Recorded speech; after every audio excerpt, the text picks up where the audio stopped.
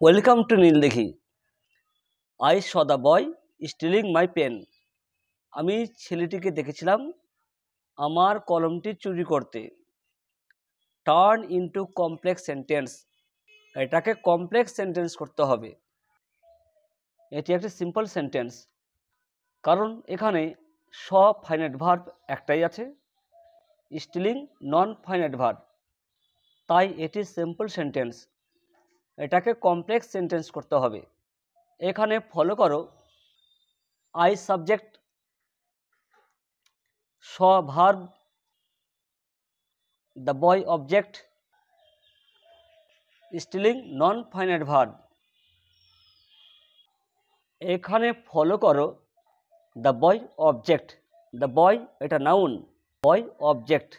Object যদি noun থাকে তাহলে এটি কমপ্লেক্স করার সময় রিলেটিভ ক্লজ করলেও হবে বা অ্যাডজেক্টিভ ক্লজ, নাউন ক্লজ করলেও চলবে। যদি রিলেটিভ ক্লজ হয় তাহলে হু বা হুইচ হবে, আর নাউন ক্লজ হলে দ্যাট হবে। আগে রিলেটিভ ক্লজই করি। রিলেটিভ বা অ্যাডজেক্টিভ দুটোই একই। স্টিলিং নন ফাইনাইট ভার্ব, এই নন ফাইনাইট ভার্ব আগেই এখানে লিঙ্কার বসবে।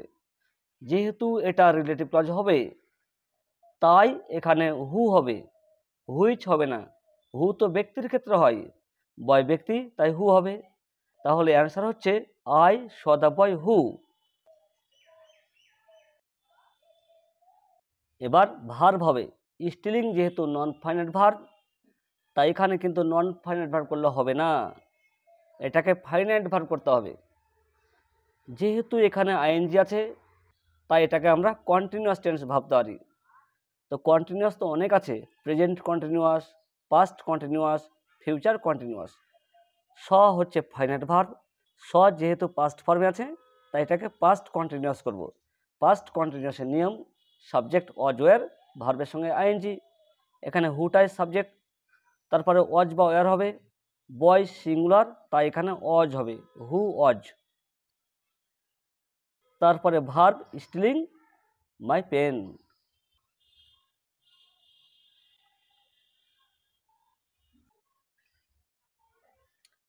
ফুল স্টপ। আমি দেখেছিলাম ছেলেটিকে যে চুরি করছিল আমার কলমটি। সব ফাইনাইট ভার্ব, স্টিলিংও ফাইনাইট ভার্ব, তাই এখানে দুটো ক্লজ আছে। আই স দ্য বয় এটা principal clause, who was stealing my pen এটা হচ্ছে সাবঅর্ডিনেট ক্লজ, তাই এটা কমপ্লেক্স সেন্টেন্স। আবার দেখো হু আছে, ওয়াজ আছে, হু আর ওয়াজ তুলে দিলেই সিম্পল হয়ে যাবে। I saw the boy stealing my pen, এটাই হয়ে যাবে। এটা আরও একভাবে হবে। যেহেতু বয় অবজেক্ট এটা নাউন, যদি নাউন থাকে রিলেটিভ ক্লজও হবে, নাউন ক্লজও হবে। এটা তো রিলেটিভ ক্লজ করলাম, এবার নাউন ক্লজ করি। যদি নাউন ক্লজ করতে হয় তাহলে দ্য বয় তো অবজেক্ট, এই অবজেক্টের আগে দ্যাট হবে, আই স দ্যাট।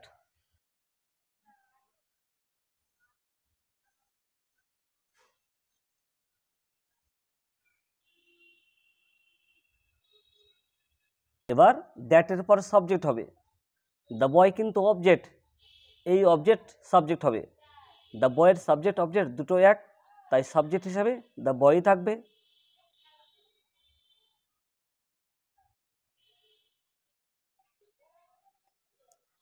এবার স্টিলিং আছে।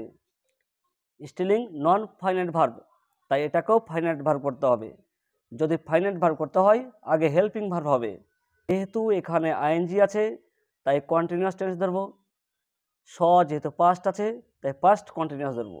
পাস্ট কন্টিনিউয়াসের নিয়ম সাবজেক্ট ওয়াজ ওয়্যার, ভার্বের সঙ্গে আইএনজি। দ্য বয়েজ সাবজেক্ট হলো। এবার ওয়াজ বা ওয়্যার, বয়েজ যদি থাকতো বয়েজ তাহলে ওয়্যার হতো, কিন্তু এখানে সিঙ্গুলার তাই ওয়াজ হবে। The boy was stealing my pen.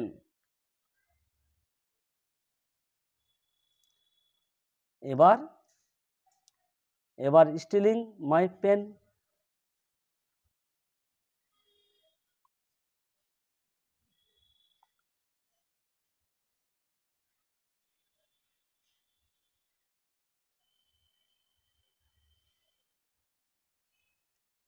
Full stop.